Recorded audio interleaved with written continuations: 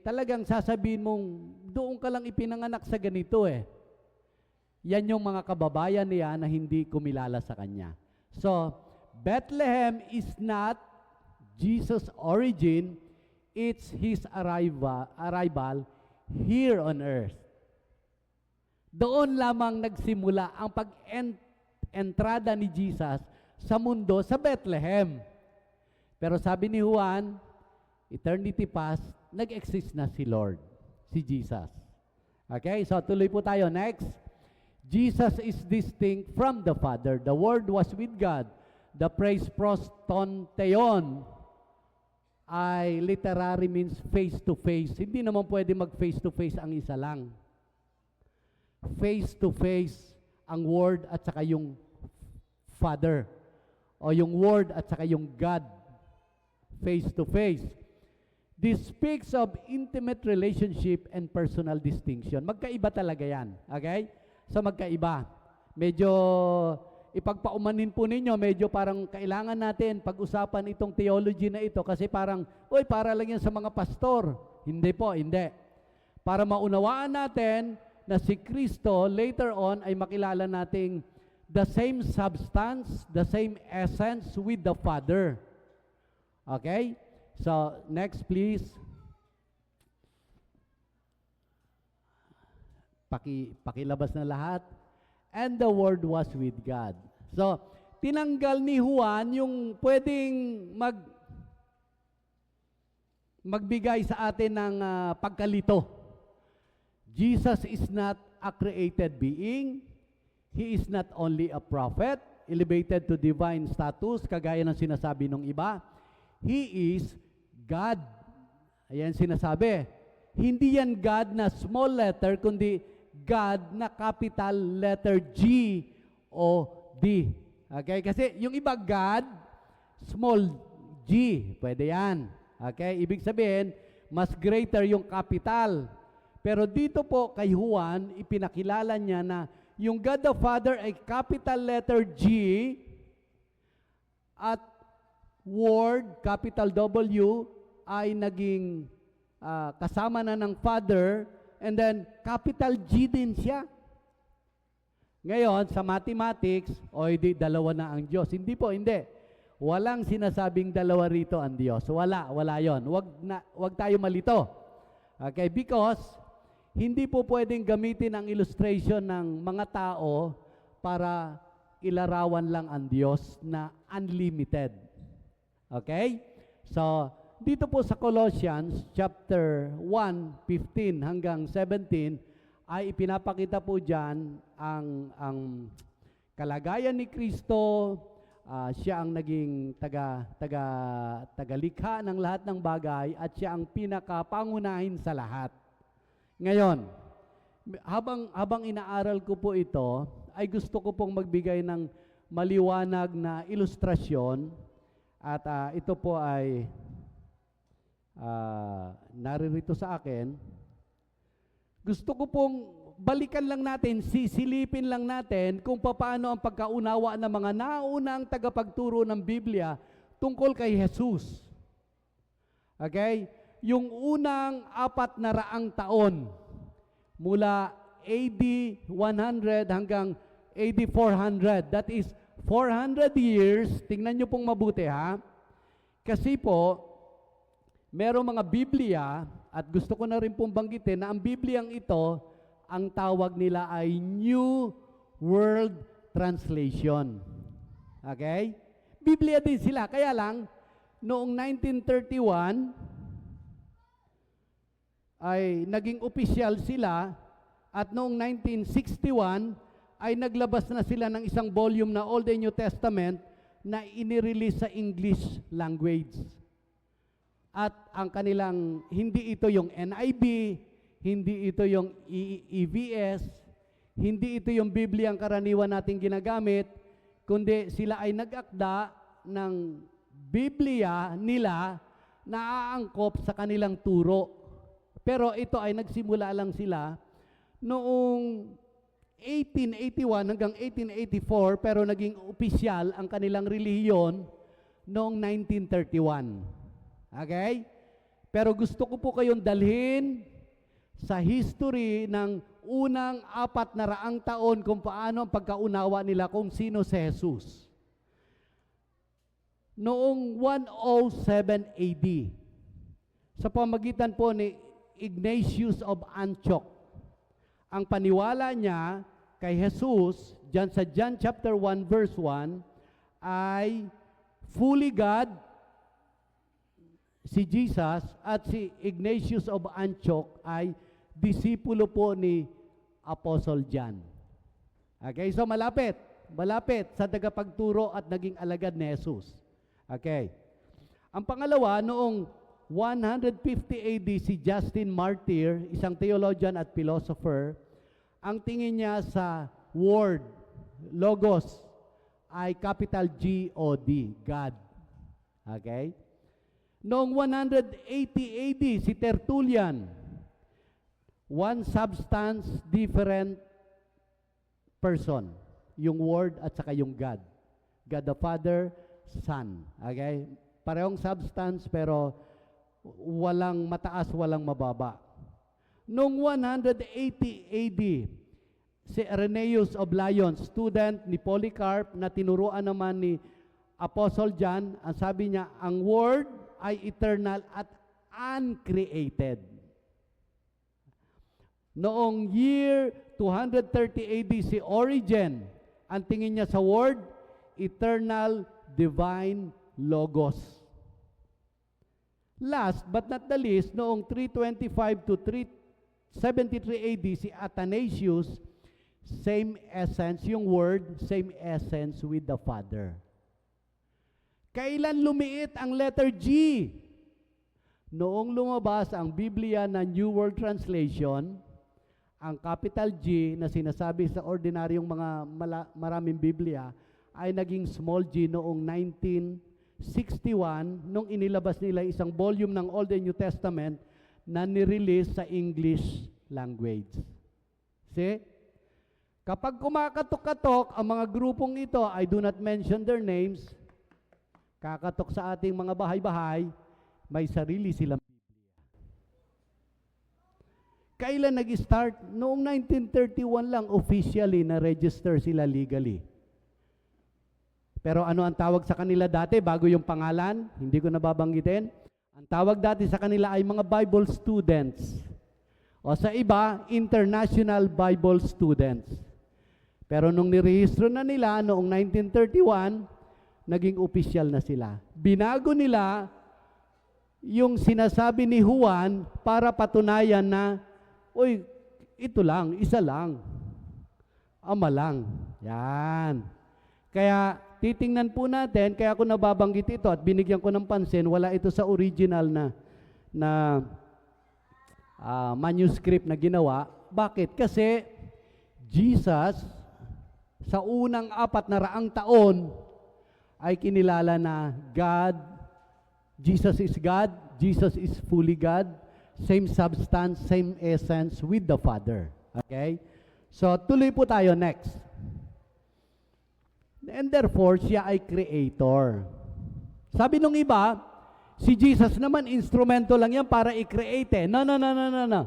Kapag binasa po ninyo ang Biblia, sabi ni Jesus, o sige, di ba, kausap niya mga Hudyo, o itong templong ito, matagal ginawa ito, pero sabi ni Jesus, wasakin nyo ang templong ito at sa loob ng 3 araw ay itatayo ko. Of course, yung templo na sinasabi ni Jesus, yung templo ng kanyang katawan. Okay? Sino magtatayo? Siya. Ibabalik niya. Kaya niyang ibalik. Siya ang nagbibigay ng buhay. Siya ang nagkokontrol ng buhay. So sabi rito, all things were made through Him, and without Him was not anything made that was made. Walang anumang nakikita tayo sa mundong ito na kinreate na hindi si Jesus ang nag-create. Hindi diyan sinasabi na siya ay instrumento lang ng Father. Hindi. Si Jesus talaga ang nag-create. Okay? So, all things, stars, oceans, atoms, angels, humanity exist because the Word, that is Jesus, created them. Yun po ang sabi ng Biblia eh. Okay? So, sa Hebrews 1:2, the Son is the one through whom God made the world. So, hindi siya yung parang, Renzo, i-create mo ito. Renzo, i-create mo ito. Parang gano'n ang instrument, diba? Parang inutusan siya ng Ama para i-create. Pero sa mga talata pong ito, talagang si Jesus ang personal na nag-create. Kaya yung Genesis 1:1, madaling buksan po yan eh. Ang nakalagay po doon, in the beginning was the Word. In the beginning, God created the heavens and the earth. Wala doon ang Jesus, wala doon ang Word, pero kung ito ay dudugtong natin, naroroon na siya sa creation. In the beginning, God created the heavens and the earth. Okay? So yung John 1:1 at saka Genesis 1:1, parallel sila pagdating sa creation. Next. Christmas is not the opening act. Kung tayo po ay attend sa isang tinatawag na musical play, kunyari, no? At dumating po tayo doon sa kalagitnaan. Siyempre, hindi natin alam kung paano nag-start. Di ba? Parang, uy, bakit kaya nagkaganon? Ganon ang celebration ng maraming nagsa-celebrate ng Pasko. Nakatingin na lamang sila sa pasabsaban, nakatingin sila doon sa parol, doon sa North Star, nakatingin sila doon sa mga haring nagsidala, mga mago, wise men na nagsidalaw kay Jesus, pero nakalimutan nila kung saan ito nagsimula. Parang pumasok ang mundo na nakita lang nila doon sa Bethlehem. Doon sa sabsaban. No. Eternity past, nag-exist na yang bata na yan sa sabsaban. So let us redeem that idea na ang Pasko hindi nag-start doon sa sabsaban. Nag-start talaga siya bilang Diyos doon sa eternity past. Okay? So, tuloy po tayo. Anong application? Kung ang mga tao na hindi nakakilala kay Jesus ay tinuturing lamang na second class, small g, sa Biblia ay tumanggap po siya ng pagsamba. May pinagaling siya, sinamba siya, hindi niya pinigilan. Okay? May mga anghel na sinamba si Juan, sabi nung anghel, wag mo akong sambahin, created lang din ako. Si Jesus nagpapatawad ng kasalanan. Hindi yan nagagawa ng isang tao na pinatawad na ang iyong kasalanan. Sabi ng mga tao, mga Hudyo lalo na, sabi niya, ikaw tao ka anak ka ni Maria at saka ni Jose. Ang Diyos lang ang pwedeng magpatawad ng kasalanan. Okay? Tingnan po ninyo, i-review ninyo yung nabasa niyo sa Biblia, may lumpo na hindi makalakad.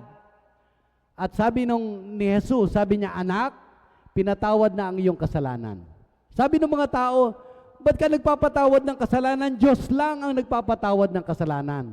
Tinanong sila ni Jesus, sabi niya, mga kapatid, pakinggan niyo itong mabuti. Ang tanong ni Jesus ganito, alin ang mas madali? Sabihin ko sa taong ito na ang kanyang kasalanan ay pinatawad, o sabihin ko na ang taong ito, buhatin mo ang iyong higaan at lumakad ka. Alin ang mas mahirap sa dalawa? Siyempre, yung ideklara mo na kaya niyang buhatin ang kanyang higaan, lumpo yan at buhatin. Tama po? Mahirap yon. Para sabihin ko na ang anak ng tao ay may kapangyarihang magpagaling at magpatawad ng kasalanan, anak, buhatin mo ang iyong higaan at lumakad ka. Lumakad! Kung tayo po ay nag-iisip, alam natin na hindi kapangyarihan lang yun na simple-simple. Hindi po ba? Lumakad siya. And therefore, sinasabi ni Jesus, I have the power to forgive because I can command that this lame person can walk right now. See? Pinakita ni Jesus yan. At dahil po dyan, we need to revere. Dapat po nating i-elevate si Kristo sa tamang pagsamba. Ito po ano lang ito, parang dahil nag-uusap naman tayo, when we go in the church and we want to worship the Lord, we worship with reverence. Dapat. Sapagkat Diyos po ang ating sinasamba. Trust His sovereignty. If all things were made through Him, then He is able to sustain, to provide, and to protect. Kapag sinabi po nating trust His sovereignty, sa Tagalog, ang Diyos ang nakapangyayari at may control ng lahat. Sino may control ng lahat? Ang Diyos. Sino ang Diyos? Sa pinag-uusapan natin, yung Word, yung capital W. Sino yon? Later, makikilala natin na nagkatawang tao yung Word. And then, sabi rito, let His voice define your identity. Sabi ng mga tao, kapag wala kang pinag-aralan, wala kang kwenta. Okay? Yan ang sabi ng tao. Pero sabi ng Lord, you are a masterpiece of God. Ikaw ay obra maestra ng Diyos. You are only one in the world. Nothing likes you. Nothing like you. You are only one model. Wala nang iba. When you are gone, no more. No more Beverly kapag wala na si Beverly. Ganun po ang ibig ko sabihin. No more Raymond kapag wala na si Raymond. Kasi bawat isa po sa atin, iba ang pagkakahubog at pagkakamodelo at yung workmanship ng Lord sa atin. Do not underestimate yourself. Hindi nagdi-define ang tao kung may pinag-aralan siya o wala, kundi kung papaano siya nilikha ng Diyos ayon sa wangis niya. Okay? Walang sino mang may authority na mag-degrade. Any human being must not be degraded for that matter kasi lahat po tayo ay nilikha ayon sa wangis ng Diyos. Can we give a clap offering to God? Kaya tingnan mo ang iyong sarili, meron kang kakaiba na wala ang iba. Kahit yung tinatawag na identical twin, hindi talaga rin sila magkapareho. Sapagkat isang modelo ka lang. Kuya Vic, isang modelo ka lang.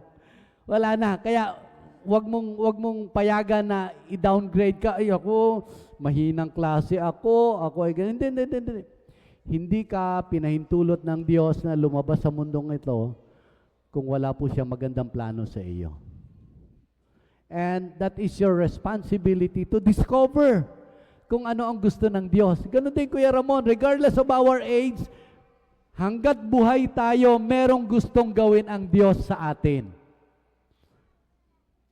Yan lagi ang dapat nating may absorb, ma-imbibe. Mahalaga ako, kahit na anong naririnig ko sa mundo, yun ay perception lang nila. Pero sabi ng Biblia, I am somebody, I am God's workmanship, obra maestra ako ng Diyos, isa lang ako. That's how you elevate yourself according to what the Bible says. We are created ayon sa wangis ng Diyos. Okay? So, tuloy po tayo. Next. Alam niyo po, napakaganda ng layunin ng pagbaba ng Diyos sa sangkalangitan. Ano sabi nung awit? Sige nga, yung stanza 1 lang, awitin natin. Joy to the world, ready, go. Joy to the world, the Lord has come. Let earth receive her King. Let every heart prepare him room. And heaven and nature sing. And heaven and nature sing. and heaven and nature sing. Okay? Sabi po dun sa awit, tanggapin ng hari, ng mundo, ang pagdating ng kanyang hari. Okay? So hari siya sa kalangitan, pinaglilingkuran siya ng laksa-laksang anghel, bumaba siya sa lupa, hari siya, pero ang sabi ng Biblia, hindi siya tinanggap ng kanyang mga kababayan. Because the world is in darkness. In Him was life, and the life was the light of men. Nung bumaba si Jesus, di ba sabi po doon, nagkaroon ng example sa pamagitan ng buhay ni Jesus kung paano magpatawad. Paano magpatawad po? Paano daw magpatawad?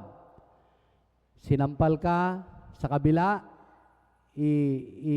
iharap mo pa yung kabila. Kapag pinagbuhat ka ng 1 milya, noong mga panahon na yon, mga Roman soldiers, meron silang karapatan na dumampot ng isang tagabuhat ng kanilang knapsack na mabigat. Pag sinabing dalhin mo yan sa loob ng 1 milya, gawin mo ng 2 milya, ang pinakamabigat ito. Do you have enemies? Clarence, you have your enemies? Lahat tayo siguro, kahit paano meron. Ano sabi? Love your enemies. Saan ka makakakita ng ganyang turo? Pambira naapak-apakan na nga ako tapos ilalab ko pa yung enemies ko. Yan po kasi yung halimbawa na ipinakita ng ating Panginoon nung siya ay nabubuhay dito sa lupa. Kaya, di ba, bumabait ang mga tao kapag Pasko. Tama po ba? Hoy, magpatawad na tayo, total Pasko na naman Sa January na lang tayo mag-away. May mga gano'n, no? Parang pansamantala, sige, magbait na tayo kasi Pasko naman di ba? Pero yung pagpapatawad po kasi, galing talaga po yan sa puso. Kapag hindi okay ang pagpapatawad, pagka hindi na Pasko, away na uli tayo. Okay? So, hindi madali, pero sabi, tagasunod ako ni Jesus Ang hirap mahalin ang kaaway. Tama ba? Hindi madali. Pero ito ang dahilan kaya patuloy na binabago tayo ng Diyos. Hindi madali ang naging modelo ni Jesus, pero napagtagumpayan niya sapagkat siya mismo ay talagang naging totoong kagaya natin, bagaman walang kasalanan. Naging totoong nagugutom, nauuhaw, at kung nagawa niya ito sa panahon na siya ay nasa laman, pwede rin natin gawin sa tulong at biyaya ng Diyos. Amen o ba yan? Madali? Hindi. Hindi, siyempre, totoo naman yon. Huwag na tayo magpagiging ipokrito at ipokrita. Hindi, isa sa pinakamahirap, yung patawarin mo at mahalin ang iyong kaaway. Pero alam niyo po ba, nung tayo po daw ay kaaway ng Diyos, inabot tayo ng Diyos. When we were still yet sinners, Christ died for us. Yun lang, pag meditate mo lang yon, kaaway ako ng Diyos, pero namatay siya para sa akin, parang sino naman ako? Yan. So doon na nagge-generate yung paglawak ng pagmamahal sa mga taong hindi ka ibig-ibig. Madaling ibigin yung kaibig-ibig, hindi po ba? Mga magulang, madaling ibigin ng mga anak kahit hindi masyadong pogi at maganda, di ba? Pero kapag kaaway na pinag-usapan, ay nako, huwag na tayo magkita kahit buong buhay. Di ba ganon? Pero hindi po. In Him was life, and the life was the light of men. Yung buhay ni Jesus ay naging ilaw at modelo natin. Next, please. The world is in darkness. In Him was life, and the life was the light of men. The light shines in the darkness, and the darkness has not overcome it. Yung liwanag na dala-dala ni Kristo nung siya ay lumakad sa mundong ito bilang Jesus. Nabuhay sa pamilya ni Mary and Joseph. Lumaki siya, nagministeryo. Kakaiba yung kanyang turo. Ang turo niya ay very powerful at talagang namamangha ang maraming tao. Kasi yung mga turo niya na mahalin mo ang iyong kaaway, ay, napakahirap po talaga niyan, no? So sabi rito, yung salitang sowe, okay? Ito po ay nagre-refer hindi lamang po sa biological existence but spiritual vitality. Tingnan po niyo, imagine natin.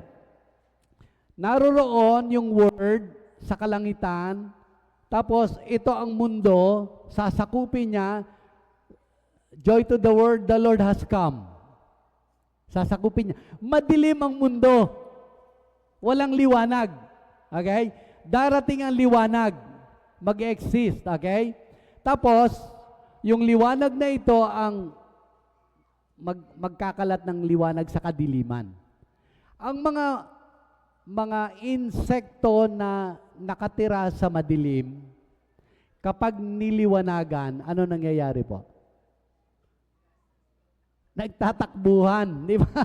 Di ba nagtatakbuhan? Okay? Ayaw nila ng liwanag. Alam po ba ninyo, hindi man tayo insekto. Pero, generally speaking, ayaw natin sa liwanag. Ayaw natin makorek. Ayaw nating turuan ng tama. Ayaw nating sumunod sa simpleng instruction na tama. Gusto natin yung sarili natin bilang tayo, okay? Kaya maririnig po kayo na nag-stow away yung bata, 7 anyos, kasi ayaw. May mga magulang na kapag nag-handle ng authority ay sobra-sobra kasi nasa kadiliman. Nagtataka tayo. Bakit ni-rape nung tatay yung anak? Bakit ibinenta ng boyfriend niya yung kanyang girlfriend doon sa sex slave? Nagtataka tayo, bakit ganun ang tao? Kasi nga po madilim ang mundo. I-correct mo yan, ibilanggo mo yan, kapag hindi yan binago ni Kristo, yan pa rin yan paglabas sa bilangguan. Madilim ang mundo, ayaw ng liwanag. Hindi mag-reflect tayo ngayon, bilang tayo, may mga bagay ba na ikinokorek tayo ng ibang tao, kahit sino pang klaseng tao yan. Tapos, parang repulsive tayo, parang nagre-reject tayo. Kasi lagi tayong parang, ako to, nasaktan ako, ganito, ayoko yan. Yan. May mga sabihin natin, ito pinag-uusapan natin, ito mga taga-sunod na ni Kristo yan, ha? Okay, mga taga-Christian, nagsisimba, nag-PRC na, pray to receive Christ. Maganda po siguro nitong Kapaskuhan, total pang 52 Sundays na ito eh. Next Sunday, ibang Sunday na ng 2026. Okay? Bakit hindi natin tingnan mabuti kung si Kristo ay totoo na dala-dala ang liwanag at si Kristo ay pinatira natin sa ating puso, hindi po ba dapat ang buhay natin ay larawan ng kaliwanagan? At kung tayo ay aakayin sa tamang daan, tama, yung mapapabuti tayo. Hindi ba parang mas magaan ang ating kalooban na sumunod kasi may nagturo sa atin ng tamang lalakaran sa liwanag? Pero bakit nagre-reject, nagre-rebel ang mga tao? Ayaw nila talaga normally sa liwanag. So maganda yan. Matagal na tayong tagasunod ni Kristo. Ano pa yung mga bagay na sa tingin natin parang madilim sa buhay natin? Ayaw nating sumunod kasi parang nahirapan tayo kasi paboritong kasalanan natin yan. maglimi-limi po tayo. Limiin natin, mag-reflect tayo sa ating mga sarili, wag na sa iba. Meron pa bang dilim sa bahagi ng buhay ko na kailangan pang liwanagan ni Kristo? Attitude ko ba ay okay? Madali ba akong i-correct? Willing ba ako to listen? And I will stop talking and then just listen. Mga anak, mga magulang, mababawasan po ang ingay at sigawan sa bahay kapag pinairal natin ang pakikinig at mas bawas ng konti sa salita. Lalo na kung kayo ay pamilyang Kristiyano. Nagkiklaim, nagdedeklara na tagasunod kayo ni Kristo. Kung si Kristo ay liwanag, dapat nagliliwanag po ang ating buhay. Tingnan niyo po yung inyong mga katabi. Hindi ho ba ang babait? Talaga naman, hindi po ba? Yan. Okay? Eh, nandito tayo sa loob ng simbahan siyempre. Sana po, ganyan din kabait tayo pag nasa bahay. Okay? Amen ho ba? Amen? Sabi ni Lord, I am the light of the world. If we walk in the light, we follow Jesus, we will not walk in darkness. Hindi tayo mapipintasan ng mga taong nanonood sa kapaligiran because we, Christians, are the walking Bible.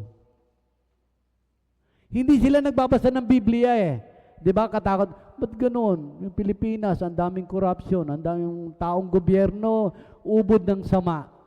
Normal po yan kasi nasa darkness pa nga. Ba't hindi natin itanong? Ba't ganun? Kami mga Christian, meron pa rin mga darkness sa buhay. Christian na yan. Hindi po ba? Huwag natin hanapin ang liwanag doon sa mga taong hindi pa naliwanagan ni Kristo. Dapat mag-expect tayo ng liwanag doon sa mga taong nagkiklaim na sila ay naliwanagan na ni Kristo. Next, please. Ayaw kilalanin ng tao hanggang ngayon. Sabi natin noon, very, very proud pa, the only Christian nation in the Far East, Philippines. Akala natin, kapag relihiyoso ang isang bansa, walang korupsyon o mababawasan. Alam nyo, kapag tayo po ay relihiyoso pero hindi tayo makadiyos, dadami pa ang korupsyon. Kasi pagiging relihiyoso, pakunwari lang yan. Magpapalit ng damit, magpapalit ng ugali kapag in public, pero pagka in private, yun na ang tunay na siya. So, ba't ngayon, ang patuloy na nagpapahirap sa atin ay ang mga taong walang liwanag talaga sa buhay nila ni Kristo. Hindi sila pa naliwanagan. Let's pray ng ating mga namamahala. Okay? Namamahala sa gobyerno, namamahala sa ating komunidad, namamahala sa ating simbahan, ay totoong lumakad ayon sa liwanag na dala-dala ng unang Pasko ni Kristo. The Creator entered His creation and the creation does not even recognize Him. Particularly, next po, particularly, hindi po siya na-recognize ng bayang Israel. Si Jesus, nagpasya siya doon pa sa kalangitan na siya ay ipapanganak sa bayang Israel. Sa sabsaban, sa pamilyang mahirap, Mary and Joseph. And then, nagpakita ng katakot-takot na himala. Nangaral ng kakaibang aral na very powerful. Pero sabi niya, hindi ikaw ang Mesyas. Kasi ang utak nila, ang Mesyas dapat, tagapagligtas, matapang, ipanganak sa palasyo, kasi alipin sila noon ng Romano. Yun ang ina-expect nila. May mga expectation tayo kung minsan na, kumbaga sa radyo, AM, FM. Kumikilos ang Diyos sa AM, pero expectation natin sa FM. Nami-miss natin. Panginoon, bakit hindi mo pa po baguhin yung aking kapitbahay na yan? Gusto natin yun di ba? Pero hindi ba tinanong tayo ng Lord, ikaw, kailan ka magbabago? Nalaman nyo ba yung kwento tungkol sa biyanan at saka sa manugang na magkagalit? Gusto nyong ikwento ko? May isang manugang na galit siya sa kanyang biyanan. Humingi siya ng payo sa pinakamatalinong matanda sa siyudad, sa lugar nila, sa komunidad. Sabi niya, galit po ako sa biyanan ko, gusto ko po siyang lasunin. Kasi kahit na ano pong gawin kong kabutihan, hindi niya nakikita. Sabi niya, bigyan niyo po ako ng formula na yung unti-unting pagkakalaso na hindi halata. Pinagpayuhan po siya. Sabi niya, sige, ganito. Bibigyan kita ng formula. Tapos, habang ginagawa mo, habang nilalason mo siya, magpakabait ka. Yung pinakamabait na pwede mong ipakita. Opo, ipangako mo yan.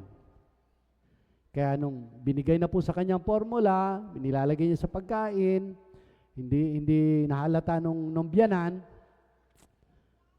Tapos habang siya po ay nagiging mabait, talagang sinisikap niya po para hindi siya mahalata Dahan-dahang bumabait yung kanyang biyanan. Tapos nung mabait na po yung kanyang biyanan, natakot na po siya. Sabi niya, naku, mamamatay na yung biyanan ko. Ang bait-bait pala ng biyanan ko. Okay? Bumalik po uli siya doon sa mama na nagbigay sa kanya ng formula. Sabi niya, pwede po ba bigyan niyo ako ng bagong formula para mabaligtad yung lason na ibinigay natin sa biyanan ko? Kasi natatakot po ako, baka pag namatay siya, mamimiss ko talaga ng husto. Ang bait-bait niya ngayon, no? Sabi niya, huwag kang mag-alala. Ang binigay ko sa iyong formula ay para siya lalong sumigla at maging healthy. Nung ikaw ay nagpunta rito para magsumbong at galit na galit ka sa biyanan mo, nakita ko kaagad sa iyo ang problema. Kaya nung sinabi ko na ikaw ay magpakabait habang nilalason mo siya, ang ibinigay kong gamot, yung sumigla pa ang iyong biyanan. Hindi totoong lason ang ibinigay ko. Ano ang point?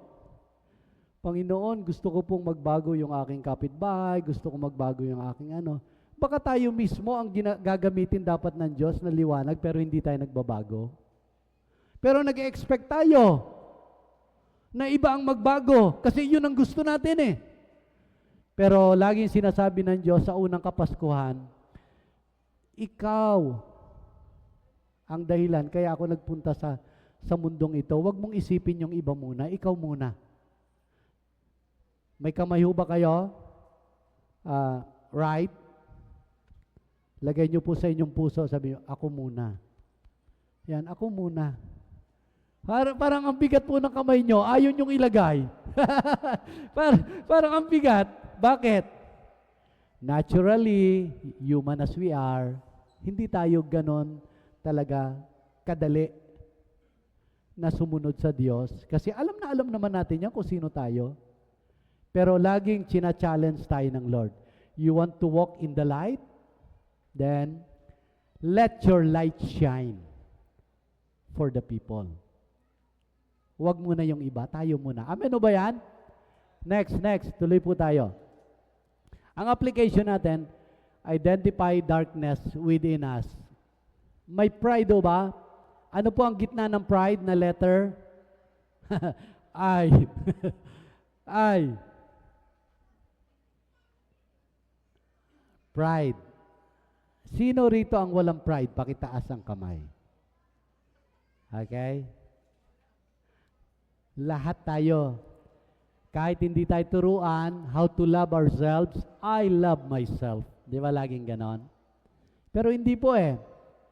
When the Word became flesh, yung salita ay naging tao, iniwanan ni Jesus doon sa kalangitan ang laksa-laksang anghel na naglilingkod sa Kanya, araw at gabi, 24/7, bagaman yung ideya ng 24/7 sa langit wala yan, nandoon sa Kanya nagsiserve ang lahat ng mga heavenly beings. Then, bumaba siya para kay Ruthie, bumaba siya para kay Sister Lilia, bumaba siya para kay Mean at kay Shoti.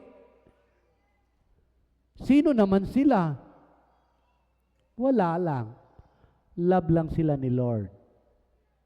Wala lang. Kahit kaaway ko sila, sabi siguro ni Jesus, bababa ako para sa kanila. That is agape love. In spite of who we are. Kahit sino pa po tayo. Hindi natin kayang baklasin ang katotohanan na ang pag-ibig ng Diyos kayang-kaya mag-conquer sa buong mundo kahit ano pa ang reception ng mundo. Naalala ba natin? May mga namumuno tayo sa ating bansa na kini-curse. Anong klaseng tagapagligtas yan? Tagapagligtas ka, mamamatay ka sa krus. Tapos sabay mura. Di ba? Pero, it does not change God.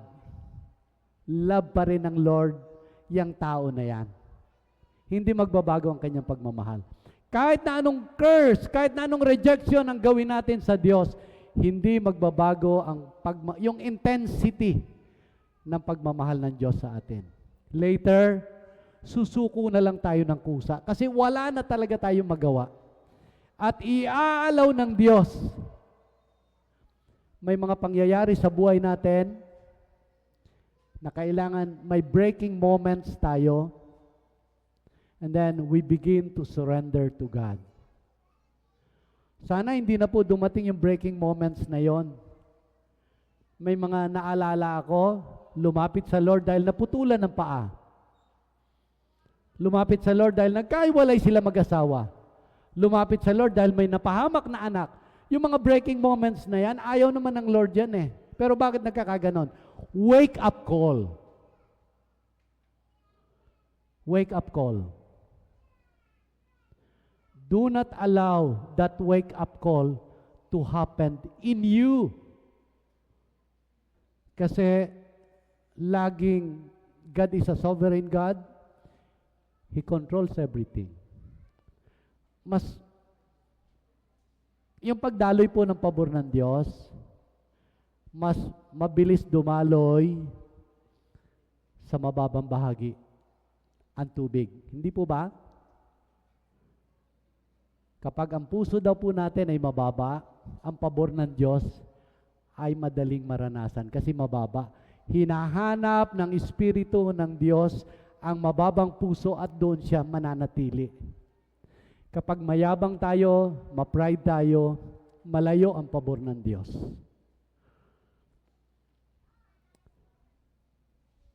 Ang Biblia ay napakalaking tulong na gabay natin. Tatay, nanay, pag ako'y nagkakasal, merong ceremony ng Bible, pero nakakalungkot lang sapagkat pagkaraan ng kasal, seremonya lang pala yung pagtanggap ng Biblia nung lalaki na tatanggap na pinagbibigyan ko sa kasalan.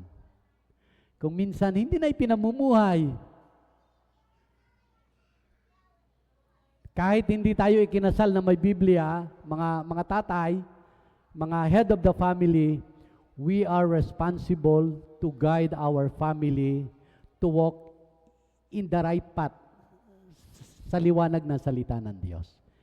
Responsibilidad po natin yon. Sa mga binata, pag nagpakasal kayo sa inyong nililiyag, responsibilidad ninyo na i-guide ang inyong mga anak, pamilya, sa liwanag ng salita ng Diyos. Jonathan, it's upon your shoulder the responsibility to guide your family. Kasi God's Word is a lamp to our feet. Read it daily, not for information alone, but for illumination. Show compassion to those still in darkness. Marami pang ayaw nga di ba? Pero wala po Dahil tayo ay naliwanagan na ng liwanag ni Kristo, nung 25, nag-preach ako sa isang simbahan. At ito po ang sinabi ko. The moment we receive Christ as our personal Lord and Savior, everything becomes secondary. Okay? Sa panahon na tinanggap natin si Kristo bilang Panginoon at tagapagligtas, ang lahat ay nagiging secondary. Kung yumaman ka man, secondary lang yan. Kung wala kang nobya, nagka-nobya ka, secondary na lang yan. Wala kang anak, nagpe-pray ka, nagka-anak ka, secondary lang yan. Ang lahat sa buhay natin, secondary na lang. Ano ang priority? Kung ano ang gusto ng Diyos sa buhay natin. Kasi isinuko na natin Sinabi na natin siya ang Lord, siya ang Savior, siya ang guide. Everything becomes secondary. Mga pangarap nyo, kung tutugunin ng Lord, secondary lang po yan. Huwag kayo malunod. Do not be overwhelmed. Tapos nakalimutan na yung nagbigay. So sa akin, tutuhanin po natin, dahil ito naman ang huling linggo ng 2025, ano tayo kaya? Ano tayo sa next year na darating? Kung tayo po ay naliwanagan ng liwanag ni Kristo, dapat po magliliwanag din tayo. Next.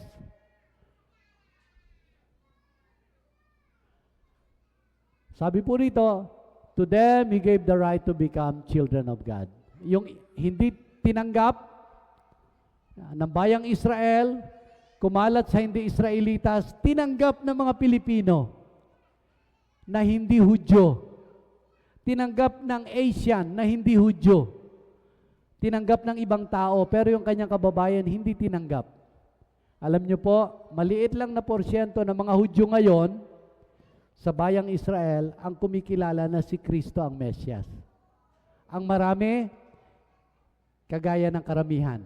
Hindi yan, okay? So yung presensya po ng word, nung salita, ang sabi po sa verse 14, naging tao ang salita. Please. Yan.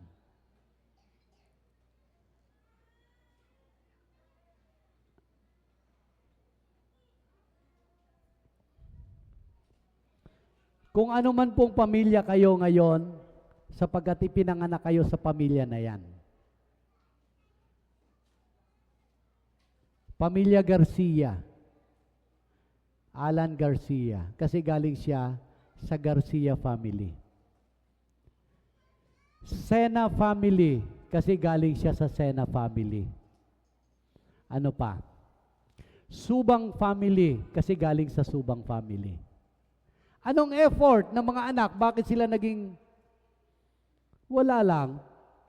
Ito ay pasya ng tatay at nanay nila, kaya sa ayaw mo't sa gusto, yung niluwal na yan, dyan sa pamilya na yan, pamilya yan nung nagluwal, di ba? Yun. Pero ang pagiging pamilya ng Diyos ay hindi dinidesisyonan ng tao. Ang Diyos ang nagdesisyon. Kahit gaano ka pa kamakasalanan, kapag kumilala ka kay Jesus, magiging kapamilya ka ng Diyos. Anong effort? Wala. Bakit? Kasi ang effort niyan, namatay na si Kristo sa krus para sa Kanya. So, yung salitang but, yung salita pong but doon sa verse 12, subalit, ay pinapasubalian na kung ayaw tanggapin ng kanyang mga kababayan at merong tatanggap kay Jesus, magiging anak siya ng Diyos ayon sa deklarasyon ng Diyos, hindi ayon sa deklarasyon ng tao.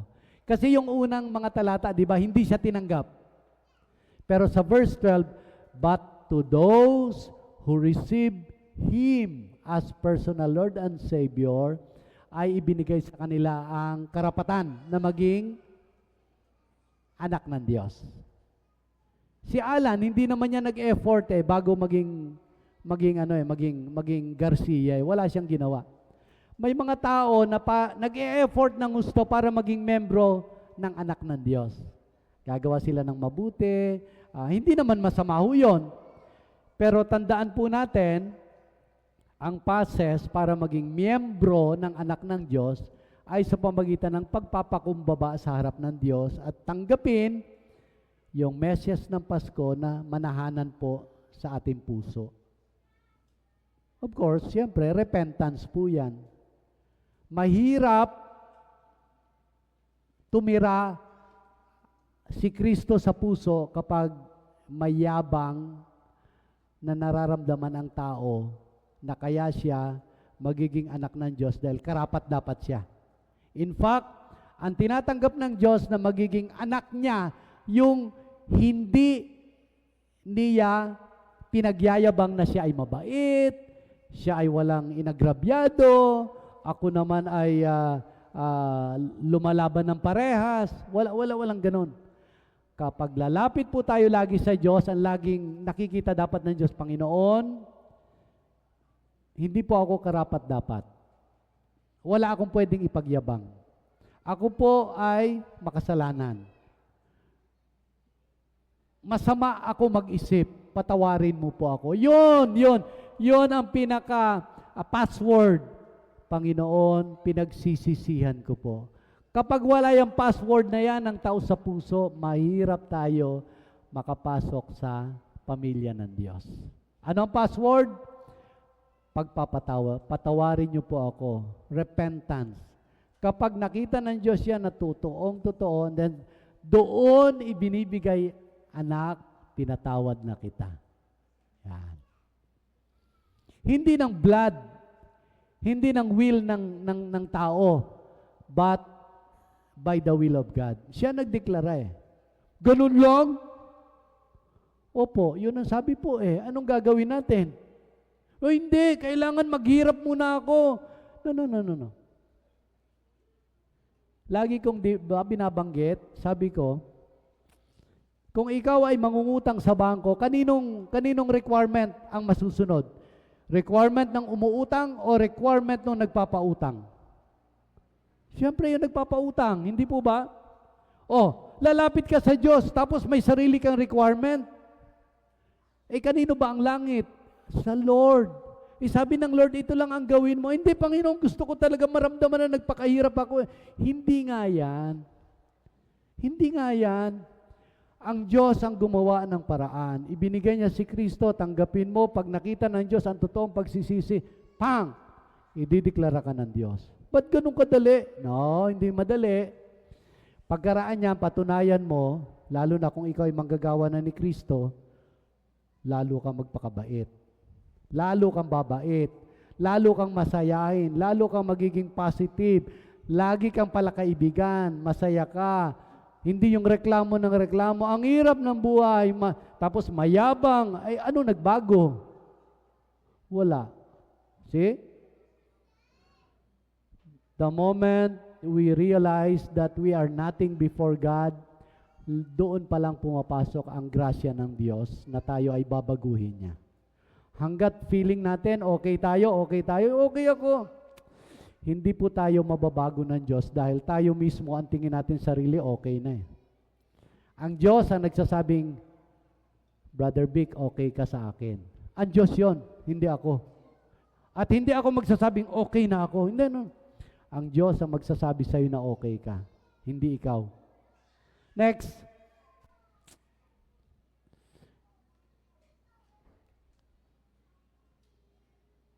Na-imagine ko lang po nung bumaba si Kristo sa krus.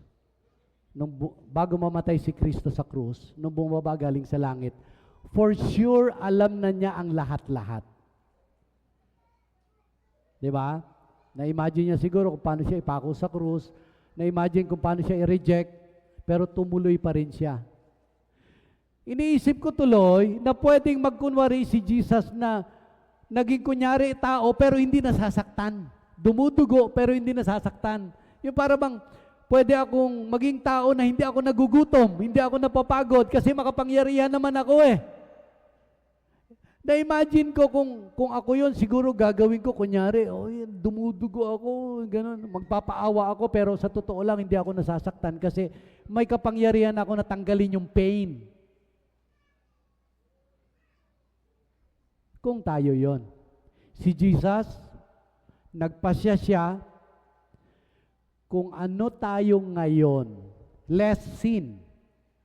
Ganyan-ganyan ang kalagayan ni Jesus noon. Nagugutom, nauuhaw, napapagod, nadidisappoint, pero wala siyang bahid ng kasalanan sa kanyang katawan.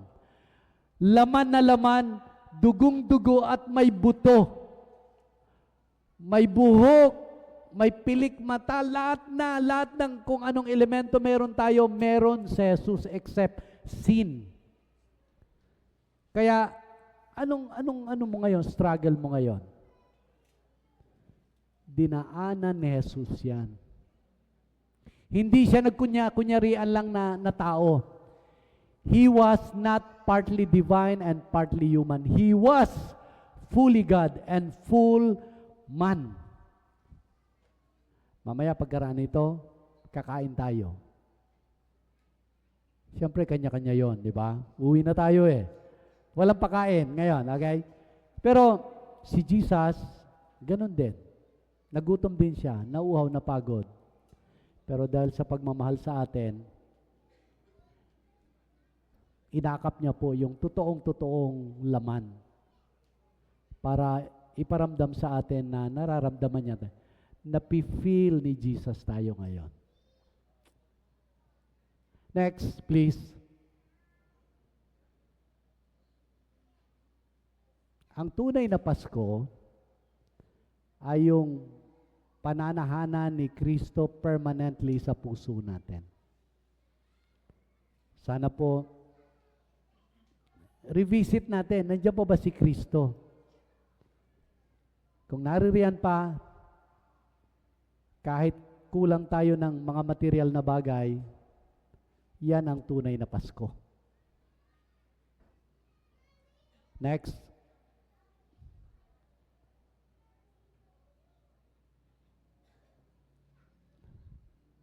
Ang tunay na puso ng Pasko ay yung Diyos ay nasa sa atin at tayo ay sa Diyos. If God is for us, who can be against us? Napaka-powerful na statement po yan.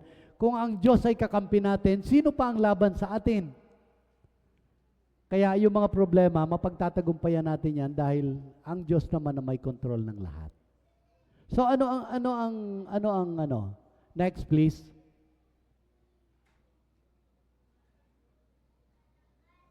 So, ang pagbaba ni Kristo po sa mundo ay hindi lang para magkaroon tayo ng mga selebrasyon. Hindi lang pinainit ang ating mundo at siya ay may daladalang masayang balita, kundi ang sabi po rito, He didn't shout love from the sky. He came down and walked beside us. Talagang bumaba po siya. Hindi niya sinabi, oy, mahal ko kayo. Hindi. Love na love ko kayo. Nagmamalasakit ako sa inyo. Talagang bumaba po siya.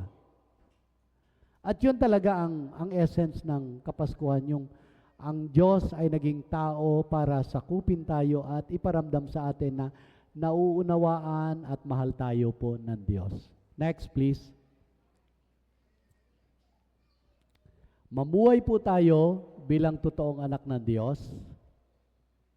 At dahil tayo anak ng Diyos, dala-dala natin ang liwanag sa mundo sa pagpasok natin sa bagong taon, 2026.